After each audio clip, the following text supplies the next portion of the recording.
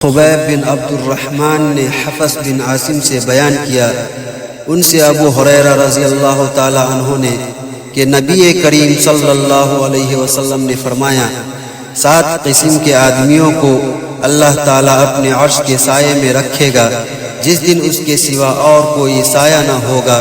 انصاف کرنے والا حاکم، وہ نوجوان جو اللہ تعالیٰ کی عبادت میں جوان ہوا ہو، وہ شخص جس کا دل ہر وقت مسجد میں لگا رہے، 2 ایسے شخص جو اللہ کے لیے محبت رکھتے ہوں، اسی پر وہ جمع ہوئے اور اسی پر جدا ہوئے۔ ایسا شخص جسے کسی خوبصورت اور عزت دار عورت نے بلایا لیکن اس نے یہ جواب دیا کہ میں اللہ سے ڈرتا ہوں۔ وہ انسان جو صدقہ کرے اور اسے اس درجہ چھپائے کہ بائیں ہاتھ کو بھی خبر نہ ہو کہ داہنے ہاتھ نے کیا خرچ کیا، اور وہ شخص جو اللہ کو تنہائی میں یاد کرے اور اس کی آنکھیں آنسوؤں سے بہنے لگ جائیں۔ صحیح بخاری حدیث نمبر 1423۔ ابو رجا بصری نے بیان کیا، ان سے سمرہ بن جندب رضی اللہ عنہ نے کہ نبی کریم صلی اللہ علیہ وسلم نے فرمایا، رات خواب میں نے 2 آدمی دیکھے، وہ دونوں میرے پاس آئے اور مجھے بیت المقدس میں لے گئے۔ پھر ہم سب وہاں سے چلے یہاں تک کہ ہم ایک خون کے نہر پر آئے۔ وہاں نہر کے کنارے ایک شخص کھڑا ہوا تھا اور نہر کے بیچ میں بھی ایک شخص کھڑا تھا۔ نہر کے کنارے پر کھڑے ہونے والے کے سامنے پتھر پڑے ہوئے تھے۔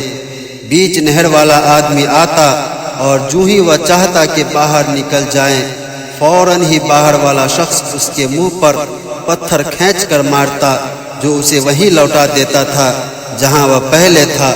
اسی طرح جب بھی وہ نکلنا چاہتا، کنارے پر کھڑا ہوا شخص اس کے منہ پر پتھر کھینچ مارتا اور وہ جہاں تھا وہیں پھر لوٹ جاتا۔ میں نے اپنے ساتھیوں سے جو فرشتے تھے پوچھا کہ یہ کیا ہے، تو انہوں نے اس کا جواب یہ دیا کہ نہر میں تم نے جس شخص کو دیکھا وہ سود کھانے والا انسان ہے۔ صحیح بخاری حدیث نمبر 2085۔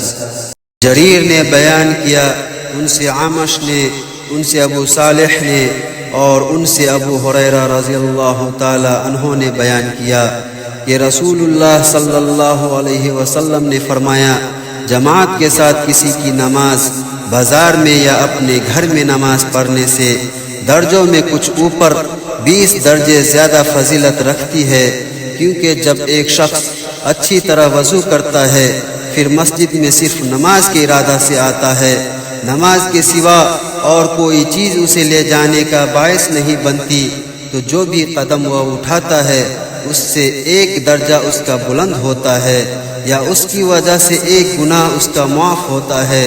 اور جب تک ایک شخص اپنے اس مصلی پر بیٹھا رہتا ہے جس پر اس نے نماز پڑھی ہے، تو فرشتے برابر اس کے لیے رحمت کی دعائیں یوں کرتے رہتے ہیں، اے اللہ اس پر اپنی رحمت نازل فرما، اے اللہ اس پر رحم فرما۔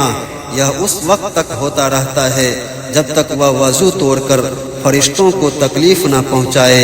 جتنی دیر تک بھی آدمی نماز کی وجہ سے رکا رہتا ہے وہ سب نماز ہی میں شمار ہوتا ہے۔